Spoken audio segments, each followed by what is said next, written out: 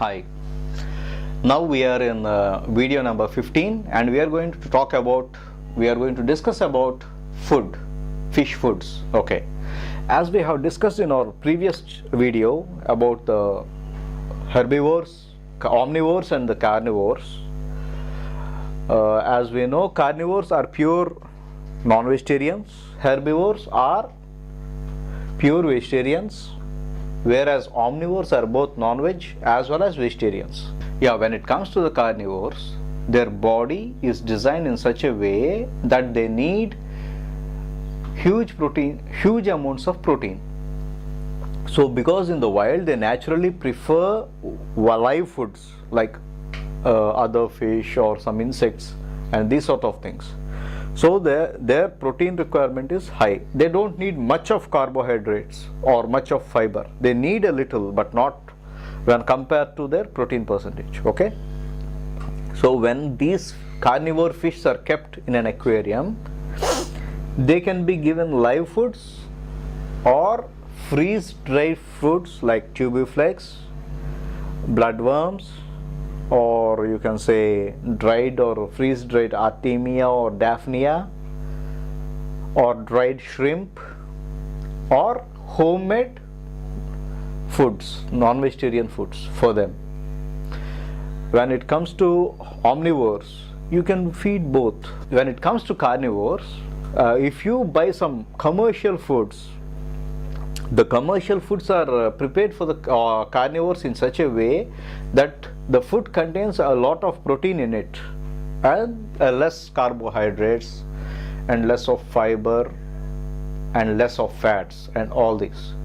So when you buy the fish food, you have to specifically say which type of fish do you have, so that basing on that they will give the compatible fish food for you. In the same way, herbivores and omnivores.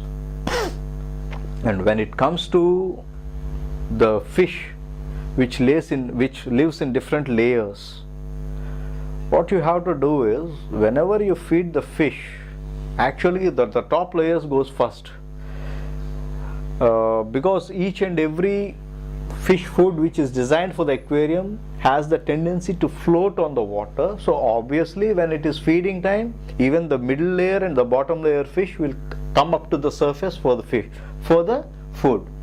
On the other hand, what you can do is, once you keep, from my experience, when you can keep the air stone bubbling up in a high speed, the water gets rotated and at the same time the food gets circulated, so that it will be evenly distributed around the aquarium. When buying fish food, what I suggest the new aquarists is, please don't buy excess of food and don't preserve it for a long time, because if you bring proportionate food according to the number of fish you have or their fish requirements. Suppose if you have goldfish, it consumes a lot of food, but when it comes to betta or guppy or tetras, these sort of things, they don't eat much when compared to goldfish. So basing on that, you buy the food and make sure the food you buy gets consumed maybe in a month or two, so that it will not be stored for a long time. Again, you can buy the new fresh food. And for example, if you buy a food which of huge quantity, knowingly or unknowingly, what I suggest you is, you take a small portion of that food and keep it in a separate container and use this small container.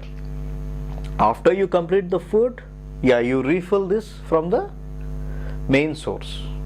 And apart from, like us, if we eat one food continuously, we feel bored at some point of time, in the same way the fish do. So and moreover than that, what the thing is, if we take only one type of food continuously, our body may not receive all the vitamins, minerals, nutrients, proteins and these sort of things in a balanced way. So if we want a balanced diet, we have to take different varieties of food. In the same way, if we can provide different types of food for our fish, I'm sure all will be in a balanced state and they will be healthy. Our fish will be healthy.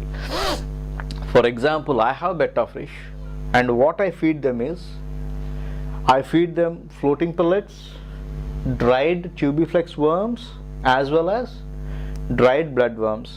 These three in proportionate portions every day. In the morning, three varieties, and the evening 3 varieties, but in a very little quantities, so that the fish will be healthy and happy.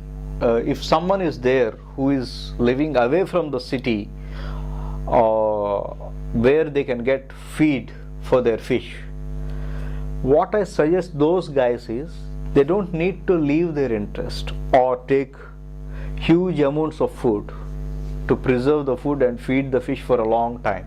Apart from that, as we know, fish, there are types of fish which are carnivores. So if you are living in a village or a countryside, if you can get some natural source like mosquito larvae, earthworms or crickets or some sort of insects in good amounts, in huge amounts, then basing on that, if you are interested, you can go for wild varieties which eat those sort of live foods, so that the fish will be healthy and active, as well as you don't need to get worried about bringing the food always from the far off place. So this is another alternate, and this is something which I am able to share with you about the fish feed. So, and I can say after these 35 videos, I am going to upload 15 videos only basing on fish feed. How many types of fish feeds we can try, live as well as homemade fish feeds. Okay, and I hope you might have enjoyed this video, or this video might have been of some use to you. So I hope you are happy with this video, and we will meet in our next video, that is video number 16. And in that video 16 we are going to talk about live foods. Until then, bye.